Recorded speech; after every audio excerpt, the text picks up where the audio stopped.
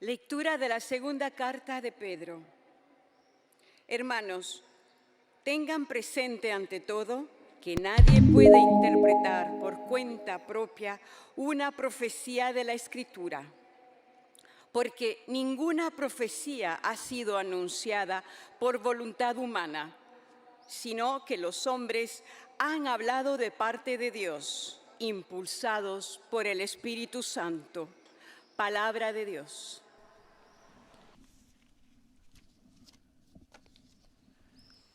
Cari fratelli e sorelle, buongiorno. Queridos hermanos y hermanas, buenos días, bienvenidos. Continuamos nuestra catequesis sobre el Espíritu Santo que guía a la Iglesia hacia Cristo, nuestra esperanza. Él es el guía. La vez pasada contemplamos la obra del Espíritu en la creación. Hoy lo vemos en la revelación, de la que la Sagrada Escritura es un testimonio autorizado e inspirado por Dios. En la segunda carta de Pablo a Timoteo figura esta afirmación: toda la Escritura está inspirada por Dios. Y otro pasaje del Nuevo Testamento dice: hombres movidos por el Espíritu Santo han hablado de parte de Dios. Esta es la doctrina de la inspiración divina de la Escritura, la que proclamamos como artículo de fe en el credo, cuando decimos que el Espíritu Santo habló por medio de los profetas, la inspiración divina de la Biblia. El Espíritu Santo, que inspiró las Escrituras, es también el que las explica y las hace eternamente vivas y activas. De inspiradas, las vuelve inspiradoras.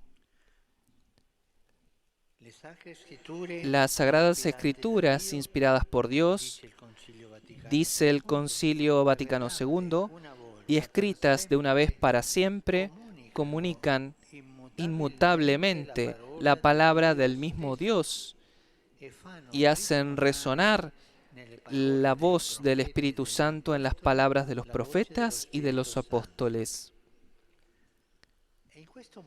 Y en este modo el Espíritu Santo continúa en la Iglesia la acción del resucitado, que tras la Pascua, dice el Evangelio, abrió la mente de los discípulos para que comprendieran las Escrituras. Puede suceder, en efecto, que un determinado pasaje de la Escritura, que hemos leído muchas veces sin ninguna emoción particular, un día lo leamos en un clima de fe y de oración, y de repente ese texto se ilumine, nos hable, arroje luz sobre un problema que vivimos, o aclare la voluntad de Dios para nosotros en una situación determinada, y así sucesivamente. ¿A qué se debe este cambio? Sino a una iluminación del Espíritu Santo. Las palabras de la Escritura, bajo la acción del Espíritu, se vuelven luminosas.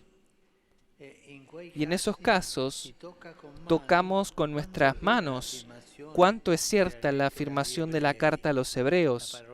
La palabra de Dios es viva y eficaz, más cortante que espada de doble filo.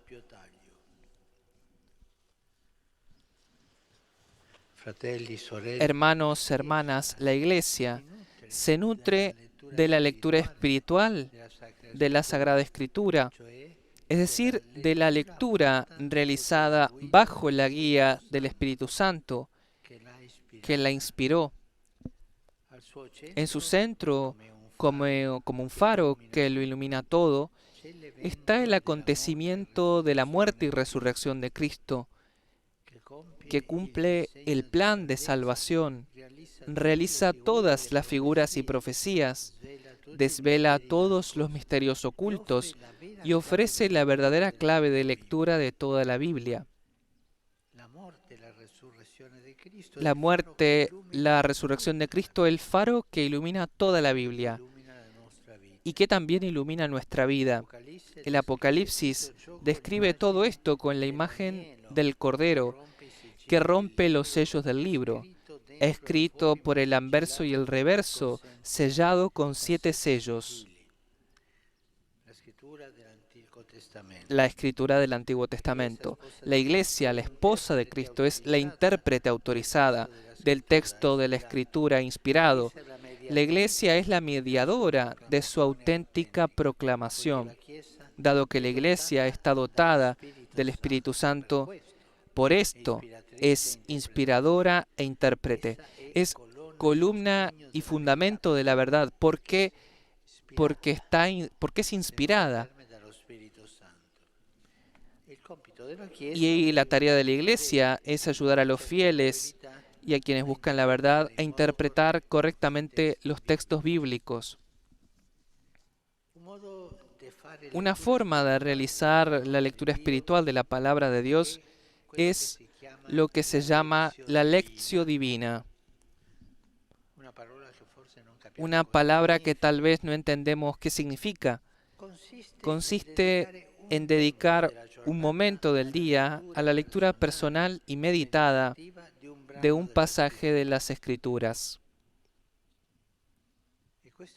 Y esto es muy importante. Todos los días tomar un tiempo para escuchar. Si tengo mucho tiempo, meditar, leer un pasaje de la Escritura.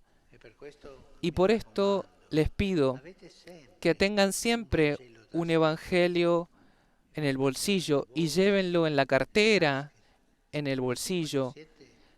Así cuando están en un viaje, cuando están un poco libres, lo agarran y leen algo. Esto es muy importante para la vida. Tomen un evangelio de bolsillo y durante la jornada léanlo. 1, 2 vueltas, las veces que sea. La lectura espiritual por excelencia de la Escritura es la lectura comunitaria que se realiza en la liturgia, en la misa. Allí vemos cómo un acontecimiento, una enseñanza dados en el Antiguo Testamento encuentra su plena realización en el Evangelio de Cristo. Y la homilía, ese comentario que realiza el celebrante, debe ayudar a trasladar la palabra de Dios del libro a la vida. Pero la homilía por esto debe ser breve. Una imagen, un pensamiento y un sentimiento. La homilía no debe durar más de 8 minutos, porque después de ese tiempo se pierde la atención y las personas se duermen, y tienen razón. Una homilía debe ser así, y esto quiero decirlo a los sacerdotes, que hablan mucho, muchas veces, y no se entiende de qué hablan. Homilía breve, un pensamiento, un sentimiento y una cosa de acción, cómo hacer, no más de 8 minutos. Porque la homilía debe ayudar a trasladar la palabra de Dios del libro a la vida.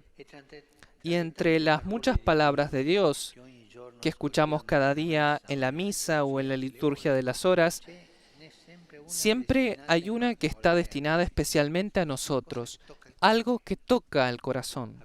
Si la acogemos en nuestro corazón, puede iluminar nuestra jornada, animar nuestra oración.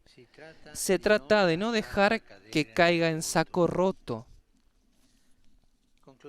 Concluyamos con un pensamiento que puede ayudarnos a enamorarnos de la palabra de Dios. Como algunas piezas musicales, la Sagrada Escritura también tiene una nota subyacente que la acompaña de principio a fin. Y esta nota es el amor de Dios. Toda la Biblia, observa San Agustín, no hace más que narrar el amor de Dios.